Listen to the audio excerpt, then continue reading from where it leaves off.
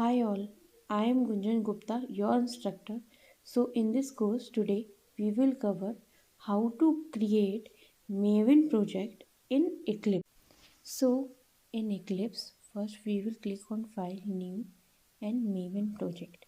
Then we will click on next and then we will type Maven archetype hyphen quick start. Okay, then wait that it should analyze. Okay, now it came, we will click on it and next. Okay, now we will give a group id and artifact id and finish. Now it will take some time. In console some action is going on to generate our project in Maven.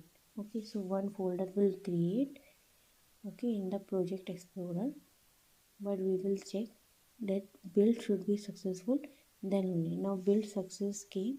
Now it will, like, you will able to see in package explorer that folder my YouTube Maven, and one src folder for test and one for Java file.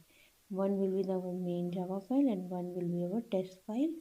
Okay, and M is written at the folder at the top where a project name is there. Is saying Maven. JRE system libraries are Maven, dependencies are there, and one main pom.xml is there where we will be adding all the dependency which will be needed. Okay. Okay, thank you.